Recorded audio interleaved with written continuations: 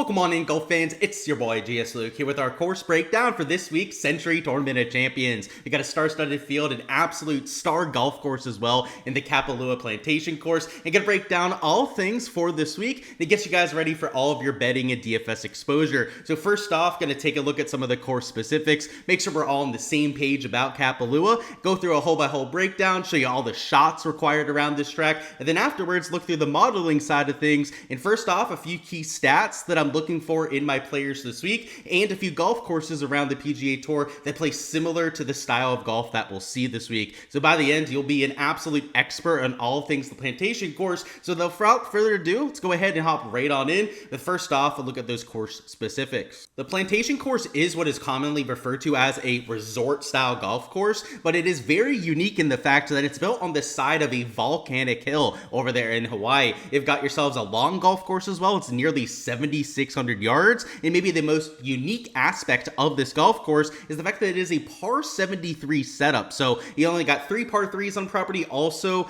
some extra par 4s that are out there in play. The par 5s extremely scoreable, potentially even drivable par 4s depending on the wind direction that we have for any given round. And given the dry weather that they've had this year, you can see this little note up here at the top where they said that they had some dry weather in late November and early December, might mean for an even shorter golf course this time around, perhaps more eagles, extra birdie production on those par 5s, and overall what is already an extremely exciting golf course, sometimes even compared to courses like Augusta National because of all the elevation changes that you have on site there. Even some of the greens themselves tend to have a lot of contours to them, kind of like what you have over there at Augusta National. It's a really fun golf course, and with this kind of field at it, you can see why so many people love the Tournament of Champions. So I'm really looking forward to this week. Definitely a unique golf course to break down. So a few things I like to go through. So the course length, 7,600 yards, as I mentioned before, but is that par 73? That's the main thing to point out there. It is going to be Bermuda grass from tip to toe. So whether it's the greens, approaches, fairways, rough, it is going to be some type of Bermuda grass that you have in play there. So mostly important to look at that green type there with the Tiff Eagle Bermuda.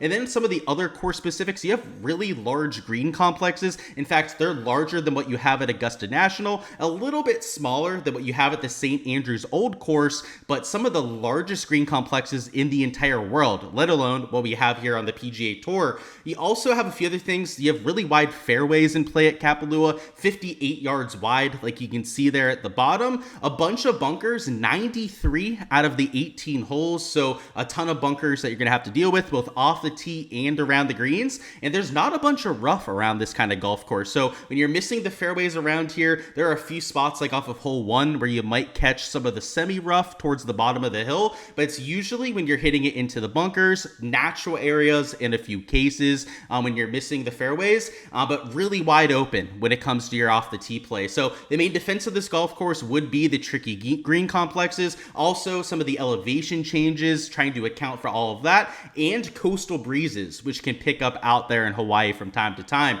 But if it's going to be a soft day, if there's not going to be any of that coastal breeze, you can see scoring averages around this resort style golf course of even better than 6 strokes under par. And last year, over there on Sunday, you had nearly a 6.5 under par scoring average. So a little bit under a 67 scoring average on this kind of setup is completely unheard of when it comes to PGA Tour scoring. So unique both from the resort style golf course perspective, as usually it's more of a flat resort style course that, you just have really large greens, not a whole lot of, undulation out there on those green complexes. These are extremely tough to putt. There's even difficult around the green shots that you have around this kind of golf course, which definitely makes it one that's a little bit unique. Your architect would be a Bill Core and Ben Crenshaw design. First off, designed by those two, but also renovated by them back there in 2019. And now for all the real good stuff, let's head over to Bet the Number over here for some of the stats, which, by the way, guys, Bet the Number are going to be an even bigger partner here on the channel this year. They're going to be sponsoring pretty much all the content that we're doing. So they're going to be a key part of the prop stuff that we're doing too. I was talking to them here this offseason, needed to get them to add some prop stuff on there. And they went out there, not only added some prop stuff to the site, but they're going to continue developing it going forward. So we'll talk about that a lot, especially here throughout the week when it comes to some of our prop stuff. But a lot of the course preview stuff, a lot of the stats that we were looking at last year, going to be a part of our process once again. So if you guys aren't already a part of Bet the Number, first off, what are you guys waiting for? A great site to go out there and check out. Use code Gsluke when you guys are signing up and you will get a discount off any membership. Best time to do it is right now here heading into the season. If you use that code, it will give you the best discount possible over there on Bet the Number, and of course help support the channel as well. So make sure you guys are getting all these stats yourself, which you guys can see on here are absolute gold mines of info. Let's go through this. So we have all the stat averages here on the screen, and you can see we have all the comparisons for the PGA Tour at the bottom as well. And what you'll see with pretty much every single category here is that it's going to be easier than your PGA Tour average. Your fairway rate slightly higher than the PGA Tour average at about 64%. Greens regulation 82% there last year. In fact, was this the last 3-year running average that we actually have up here on the screen here? Last 3 years, about 82% of greens were hit. That is nearly 17% higher than your PGA Tour average. Scrambling rate nearly 5% higher than your PGA Tour average. Your 3-putt rate about 2.5% lower than what you have there with your PGA Tour average. This is the crazy one. Birdies per round, 5.73. And I can tell you last year, it was over 6 birdies or better that they were making per round around this golf course. PGA Tour average is just 3.67 per round. Bogey average, only 1.29 per round. Your tour average, of course, was 2.66 back there in 2024. This golf course, no matter which way we look at it, is a lot easier than what we're used to seeing out there. So rather than looking at stats like around the green a whole lot this week, heck, even looking at stats like approach play might not even be the best on a week like this because of the fact that you have an 82% green regulation rate. This, for lack of a better term, turns out to be a putting fest more often than not. When you take a look at last year's leaderboard, that's exactly what we get. Chris Kirk ended up winning. You have guys like Sahith, Jordan Spieth up there towards the top. You can see the darkest green boxes up here in the top 4 or 5 are over there in the short game categories. All of them gained in both the putting and the around the green categories, and both really heavily into the green. Like for guys like our Chris Kirk, you had Benny Ann even, who had really good weeks out there with the short game. Those were the guys that you saw creeping up there towards the top. And you may say like, oh, it's a 1-year sample size. But if we go back to the year before that, sure, Jon Rahm had a really good week off the tee, but it's dark green over there in the 2 right categories. Number 2, Colin Morikawa, sure, a really good approach player typically. That year, he was gaining 1.4 shots gained putting per round. Max Homa, same thing, good ball striker, but gaining over a stroke putting per round. And if you go to the year before that, when you had Cameron Smith winning, I mean, enough said right there, right? It's Cam Smith, one of the best short game players in the world. Jon Rahm, who once again was lighting it up in those 2 categories. Matt Jones, who by the way is not a very good ball striker, but was gaining over 2 strokes per round out there with the short game. It seems counterintuitive on a golf course that's this long with all the world's best players, but it is a putting contest for lack of a better word. And around the green, the shots that are coming off the fringe around this golf course do count as quote unquote around the green shots. So a lot of these guys that were popping around the green, what I noticed over the last few seasons, and something that I just noticed in the shot tracker stuff, is a lot of them were chip-ins or even putts that were from the fringe that were counting out there in that category. So I think it's a putting contest. That's one of the main stats that you guys want to be looking at. Off the tee, I think distance over accuracy is the name of the game. At a golf course like this where you have some reachable par 5s, some drivable par 4s, that's always going to be useful in terms of your birdie better upside.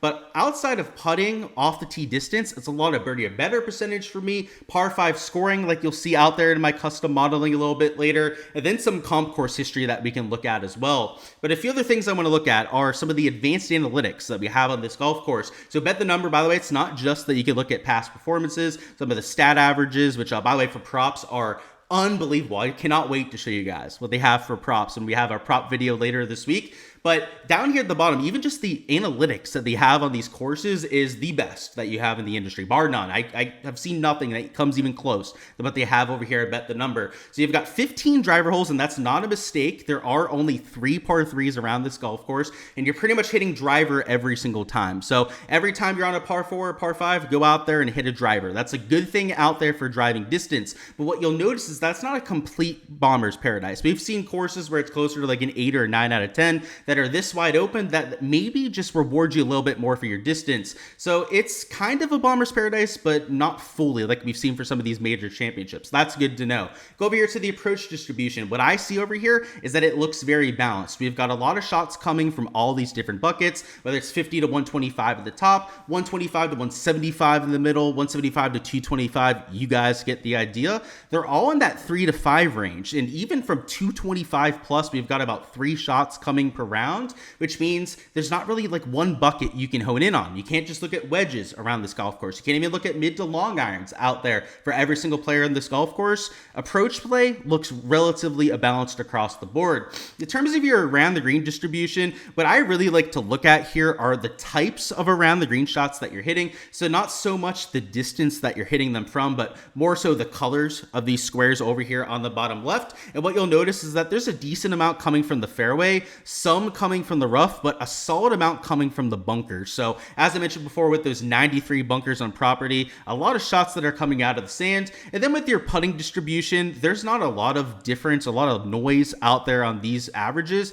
at least compared to what we usually see out there on the PGA Tour. But you're going to need to make a lot of putts around Kapalua if you're going to gain all those strokes putting like you've seen for top finishers in the past. But now that we've given you guys a little intro to the golf course, gotten you guys all the course details around this core Crenshaw design, let's go hole by hole now and show you the exact shots that these players are facing. What I really like about this golf course is that if you go and play it yourself, you're playing literally the same course that these PGA Tour guys are playing. Now they've got different tee boxes than you and me are probably teeing up from. Also some slightly harder pin locations there during tournament week, but it's a par 73 and they don't have to change any of these holes and make like a par 4 into a 5 or something like that for these PGA Tour pros. So what you see here with hole number 1 is what from the overhead view probably looks pretty straightforward. If you didn't know that this hill where this little first marker is, by the way, is like a 100-yard gorge down to the bottom here, you would probably think this is a normal par 4. You'd probably say, okay, 299, you hit a 3-wood out there, you land it in the fairway,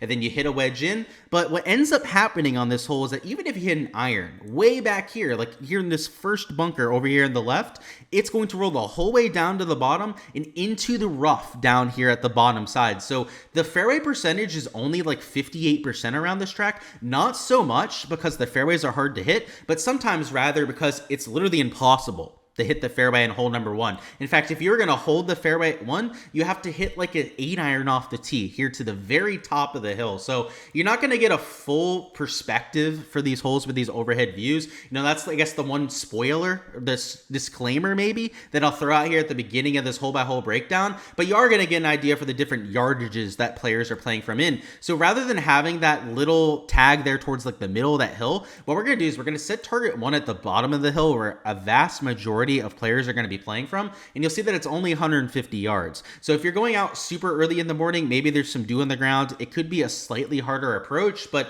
it's usually going to be something like a pitching wedge in for most of these players. Next hole is 220 yards, so it is a longer par 3, but this is where the resort style aspect comes in. You can see it is a giant green. I mean, it is one of the bigger targets that you're going to have out there, and it also plays slightly uphill. So it is a long approach shot, but you're going to have a lot of room to work with. So if it's tucked to one of the corners and you want to be aggressive, it is a relatively dangerous shot if you go out there and short side yourself. But if you play the prudent shot out there towards the center of the green, you're going to have no issues at making a par there. Hole 3 is 426 yards, so after a little bit of a tough start, it does get a lot easier as you get further into the golf course. So hole 3 is one of the quote-unquote medium holes. I wouldn't call it easy or hard around this track, but it's a 3-wood and a wedge for most of those players. Depending on pin location, could get a little bit tricky if it's tucked there in the back left or that middle right peninsula. Hole number 4 is 421 yards. This is a hole that also plays slightly uphill, so probably closer to 450 yards when it comes to its effective yardage. And just like holes 1 through 3 is one of the maybe trickier or maybe one of the average holes that you have around here. We haven't really seen one of those easy golf holes yet. until you get to 5, and this is where the scoring starts to open up. So hole 5 is a par 5. It is only 531 yards, and if you hit it over here to the right side and you have any sort of distance, you're not only going to get a downslope, which propels you even further out, but you're going to have potentially a wedge into this green. So I'm going to put this at 307 yards. That's not even a big drive for a lot of these players. It is slightly uphill, so, you know, it's not like you can hit a bad one and get it out there 307, but if you take that sort of line, your second shot's 171 yards. Slightly uphill, actually slightly downhill for your second shot. It's about 5 yards downhill from that right side of the fairway, and it's only about a 171 yard shot. So it is very reachable in 2. In fact, you're going to see a lot of eagles there at hole number 5. It gives you a good idea of how you can see a -6 scoring average at this course. Hole 6 is a downhill par 4. In fact, if this plays downwind, it is even potentially drivable because of the downhill aspect as well. And all of this hill here is going to feed you towards the green. And what you end up seeing is a lot of people missing over here to the right. And in fact, the most common approach shot is going to be from right about here, about 80 yards from the green and over here on the right rough, because that's where all the slope is going to take you on this hole. And unless it's playing into the wind, you're pretty much always going to come down into this spot. The issue is, especially if it's like a front left pin location, which you'll see a lot out here on hole number 6, is that this short area here is so slanted downwards and towards that green that it's hard to even hold the front shelf of this green. Like it'll run out so fast. The slope is so severe before this green complex that it's easier almost to lay further back. So I think what the optimal play is, especially if it's not windy out, is to hit an iron and to avoid this big hill over here to the right. To stay in front of this bunker over here to the left and hit a full iron shot, but we'll have to see if players take that approach this year. Hole 7 is a longer hole out here. It is 523, and it is a par 4. That's not a mistake over there on the Pro Visualizer side, but is a wide open hole. Also plays downhill and downwind, so plays a lot shorter than the scorecard yardage would indicate. Hole 8 is a pretty tricky par 3. You do have to come over a natural area for pretty much the entire ball flight, but enough room off of that natural hazard that you don't have to worry about it all that much, unless you completely mishit it, of course, and then it comes into play. For mere mortals like you and me, it is certainly an option. Hole 9, one of the easiest holes out here. It is 549, reachable par 5 for pretty much everyone in the field, unless it's playing into a stiff headwind, and a lot of times it is playing into the wind, but unless it's blowing like 20-25, everyone should be able to get home there. Hole 10 is 390, so this is a relatively simple, straightforward par 4, especially because it plays slightly uphill for your first shot. The second shot, though, is flat. Like the first shot, it's maybe slightly harder visually to go out there and hit the fairway, but second shot is completely flat. You don't have to deal with any of that elevation change, and it's pretty much just a stock wedge shot for most of those players there. 11 is 168, so one of the shorter par 3s that we have at this golf course. Also, it depends on pin location, really, with these par 3s, but if it's over here on the right side, it's an absolute cakewalk of a birdie hole. Hole 12 is 424, so this is one of the shorter par 4s. This one does play slightly downhill for your second shot, so if you are more aggressive off the tee, or if you have the prevailing wind, which does blow from behind a lot of times on hole number 12, you might be able to get it a little bit closer to the surface. 13 is 385. This one's a slightly uphill par 4, but it is under 400 yards, so it's a driver, 3-wood, and a wedge out there for most players. 14 is only 306 yards. This is drivable pretty much regardless of wind direction. Does bring in some risk-reward aspect as you have some bushes over the green, but if you have a club where you can take out those back bushes, maybe hit a 3-wood up near the surface, it's pretty much a green light no matter what. 15, next hole is 548, so it is a par 5, and just like all the par 5s here are reachable in 2, so another hole that you're gonna pretty much need to make a birdie on no matter what. 16 is 375. It does play slightly uphill, but it's a driver, 3-wood, and then a wedge in. You really want to avoid this fairway bunkers to the left. That's the only way that you can make this simple hole a difficult one. Hole 17, just like the other long par 4, plays a lot shorter than the scorecard yardage would indicate. So not only is it downhill off the tee and downhill into the green, but because you have a downhill fairway here, oftentimes your tee shot's going to end up much closer towards the natural area. So if that's the case, your second shot ends only close to about 150 yards when you account for the downhill nature of that shot.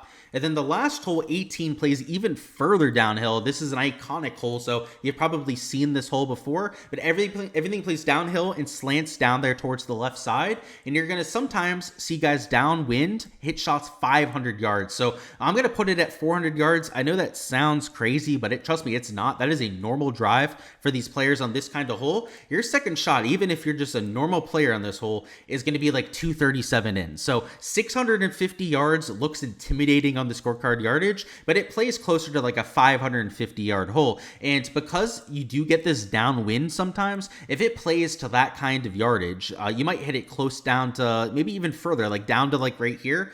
Your second shot could be sub 200 yards, and that is playing downhill. So playing closer to like 150, 160 yards from that kind of spot. So it's a lot of eagles, potentially even albatross that you could see out there at the last hole. And it's why people love this golf course. A lot of birdies to be made, as you could see throughout the golf course, but also a few tricky spots where you get some variance in the other direction. Now that we've seen the golf course, let's go through our custom modeling and what I'm looking for in players at the Sentry Tournament of Champions. And what we're going to do is we're going to go through the bet the number model, which this week I think is absolutely dialed in. So over here on this custom model tab, not only can you guys see what the bet the number team is doing with their modeling, but you can also tinker with it, add on top of it, and make your own custom model for any given week. We're not going to do that here together here on this video, but that's my favorite thing to do out here with this bet the number model, is to take what they've done, maybe adjust it, tinker it towards what I'm looking for in any given week, and take what they're doing, which is a great foundation, and just make it better for my given process. So let's go ahead and take a look at it. So the first thing you'll notice up here at the top is that we've got some off the tee in there, which it's just normal off the tee. It looks like it's over the last 30 rounds that they're looking at, and it's about 20% of their weighting, which at a golf course at 7,600 yards, you definitely can't overlook the off the tee play. And next up, this is where I really start to like what they're working with. They've got around the green in here, 10%, so they're not going overboard with the around the green stuff, but it's filtered to Bermuda grass courses. So what you'll see over here, the included courses, there are Bermuda grass pretty much in every single case. There are a few bent grass courses, which I'm assuming they have them in there because at any given point they might have had Bermuda grass as well, but you're getting those grainy kind of around the green shots as all the shots that you're pulling in for around the green. So I really like what they're doing with that, especially because there's some tricky shots if you miss in bad spots around the plantation course. For their approach, they're looking at 90 to 140 with their approach bucket. They're also looking at 180 to 240, and they do a whole stat breakdown on where the best players are hitting their approach shots from. And I'm assuming that this 90 to 140 range and this 180 to 240 over there on their blog are exactly where you're getting those extra shots. So 30%, that's a huge number, by the way, over there from 90 to 140, and you can see it's 15 on 180 to 240. And then the last thing over here is they're looking at 5 to 15 foot putting, but not just 5 to 15 foot putting. That is on Bermuda grass, just like we were talking about before. So there are no bent ones in here this time. You can see it's just all the Bermuda grass that you're seeing mixed in there, which tells us that that's exactly what they're looking at. So not only do you need to make putts around this sort of golf course, not only do you need to be able to get to something like 20 to 30 under par to win here, you've also got to set up some looks from 90 to 140s. And what I like about this is that it's the easier holes where you're seeing a lot of the shots from. A lot of this 300 to 400 yard par fours that you have a bunch of around the Kapalua Plantation Course, you're going to have to hit a scoring wedge in almost every single case. So I like what they're looking at there. And these longer shots, these are the par 5 approaches, right? From 180 to 240. There are a few that are shorter where it's going to be closer to 180, and most of them something from that 200 to 250 range. So they're getting really dialed in on where you're finding those birdies coming in, and then also dialing in on that birdie production, whether it was the 5 to 15 foot range that you see over there with the putting, or even the around the green over there on Bermuda grass. And I think what you can learn from this kind of bet the number model is, first off, cater your models to the golf course that you're playing. If it's Bermuda grass from tip to toe, you should be looking at around the green and putting stats for that kind of golf course, and especially when it's grainy Bermuda grass like you have for this kind of week. But then you also really want to hunker down on birdie production when you're at a birdie fest like this. That's why those wedges are what we're looking at for approach. That's why we're really hunkering down on those longer approach shots into the par 5s, because that's where you're really going to win and lose out there in DFS, where you're going to get those fantasy points and ultimately how you're going to get to 30 under par and win this kind of event. So I want to go through and show you guys some of the poppers in each category. So let's go over here to the 5 to 15 foot range. Again, this is pretty much Bermuda grass putting. You see up there at the top, you got guys like Fitzpatrick, Jaeger, a Benny Ann, who, by the way, usually isn't the best putter, is towards the top of that 5 to 15 foot putting. Same thing with Kevin Yu. He's not the best putter in general, but is popping in this one specific category. And maybe a few more typical names that we would have expected to see up here towards the top. Russell Henley and Eric Cole, both really good birdie putters, especially on Bermuda. Denny McCarthy, a Max Grazerman, some of the better putters that we have on the PGA Tour are all the kind of guys that we'd expect to see up there anyways. But maybe the ones to especially keep an eye on would be the Benny Ann and Kevin Yu there. Let's look at the 180 to 240 range. Some of your best players there, an Echeverria, a McNeely, so really good at setting up some of the birdie looks on long par 5s. Matt McCarty, who with his lack of distance, it's good to know that he's better with some of those longer clubs. A Max Grazerman, a Johnny Vegas, also up there in the top 5. From 90 to 140, you've got guys like JT in that range who you'd expect to see with his wedge prowess. Also Taylor Pendrith, he's really good with some of the shorter wedges, so I kind of expected to see him up there, and it's glad to see that the logic test stands out there with the stat test. You got Tom Hoagie, you know, he's dialed in with some of the shorter clubs. Corey Connors and Eric Cole, all names that we would have expected to see towards the top here. But just to go through all the dark green guys, the people projecting there towards the top, you got Patton Kizzire, you got a Cam Davis, Colin Morikawa, we'd expect to see up there towards the top. And then Wyndham Clark, who, by the way, if you're looking for a long power player who can take on par 5s,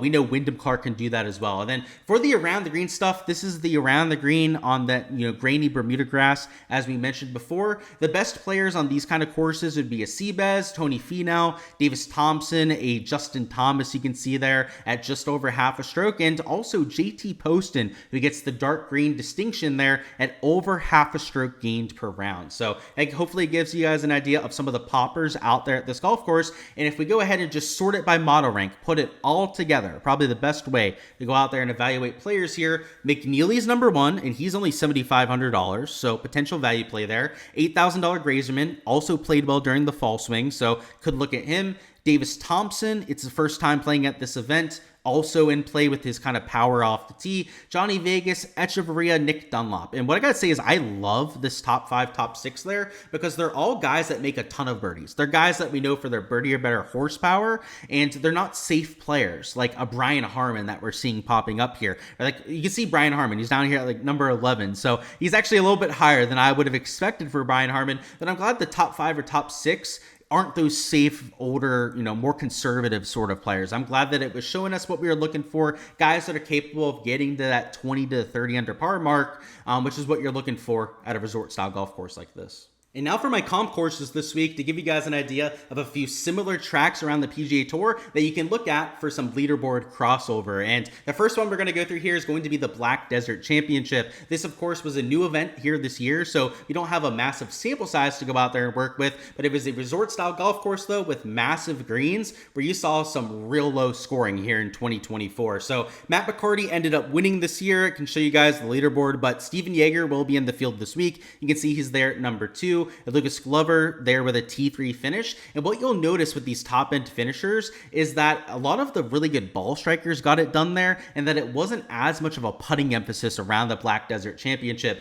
So I do think you're going to see more emphasis on the putting this week. And it's kind of worth noting over here to the right that a lot of the guys that ended up finishing towards the top had really good putting weeks, though. Like, they're not known for their putting prowess. Like, you wouldn't call Steven Jaeger one of the best putters. A Glover for sure you'd throw out of that conversation. Schmid's not a good putter at all. But look to the right, gaining 1.5 strokes putting. English, 1.5 strokes putting. 2.3 on Streelman, 1.6 out there with Matt McCarty. These guys that aren't known for that short game ability went out there and had really good weeks. Maybe because the greens were a little bit flatter, they weren't as difficult to putt, but that kind of scoring ability, going out there, taking advantage of the par 5s, there were also multiple drivable par 4s that they had around the Black Desert Championship, is why I'm looking to it for a little bit of that leaderboard crossover. So it's not my favorite comp by any means. I don't think there's any great comps for a golf course this unique, but is something from the scoring perspective that I wanted to throw out there. Next up, we've got the Masters, and I know it's crazy, right? We go from a fall series event out there to the Masters,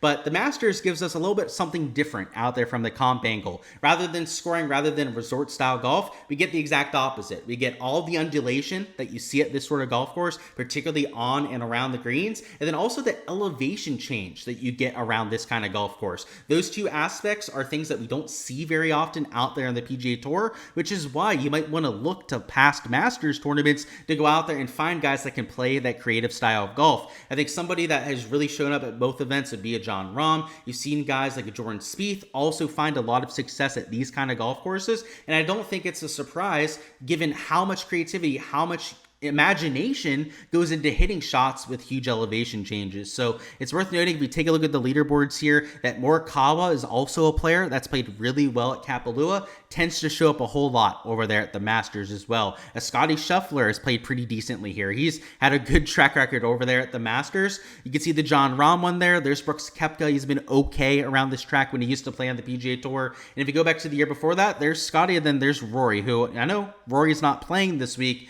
but you can see a lot of the same guys showing up. Cam Smith, he won at Kapalua. You have Colin Morikawa down there again. Some of the other names that maybe we haven't seen winning here before that keep showing up, though. You've got Sanjay, who tends to play well at the Masters. Who else can we find on here?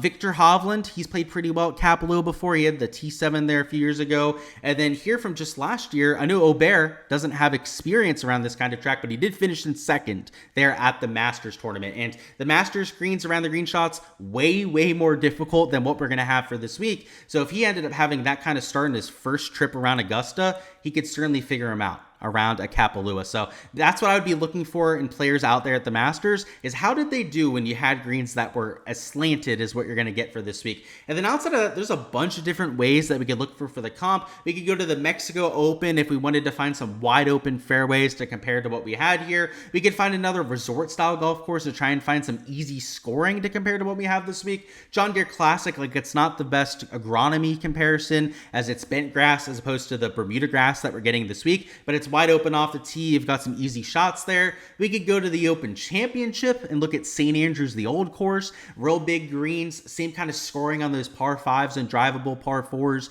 that you're going to get for this kind of week. I'm really going to leave it at that, those two, I think. Like, I think the scoring aspect you're getting from a lot of these resort style courses. You can get the elevation change at a few isolated, unique events that we find around the PGA Tour. The Sentry Tournament of Champions is kind of its unique own thing. So I'm not going to spend, 15, 20 minutes talking about comp courses, but I don't think they're the most valuable thing for this given event. So hopefully those two examples give you guys a few events that you guys can dive through the weeds on, try and find some correlations within, but those play pretty similar to what we're going to get for Kapalua this week. Alrighty guys, that is all I've got for the course breakdown for the Tournament of Champions. Before you hopping out of here, go ahead and smash that like button for me, and also subscribe to the channel so you don't miss any of the content to come. That will of course include our DFS and prop preview, which will be dropping a little bit later on this evening, as well as all the content throughout the week, including our live stream there on Wednesday at 7 p.m. Eastern time, touching on all your questions down there in live chat. We'll go through the weather report together, any impacts out there for DFS and props, as well as a player pool, ownership, some of the chalk out there for DFS contests, all that last second information to get you guys ready for your exposure. So subscribe so you don't miss any of that when it goes live. Also hit that like button if you guys haven't already, and go ahead and comment down below what you've got as the winning score for this golf tournament for a chance to earn a free month access to my Patreon page. If you guys can give me the exact winning score, and it'll be first come first serve, so go ahead, get your guess down there in the comments before anyone else. You will win a full membership out there to my page. So that's all the golf stuff and the NFL stuff that I'm posting for DFS and props. A $40 value, yours completely free. So go ahead, give me your winning score down below. Best of luck out there with the giveaway. Best of luck with all of your exposure for this week, guys. Hopefully the return to golf can treat us nicely for the Tournament of Champions, and we can go out there and make it a good one.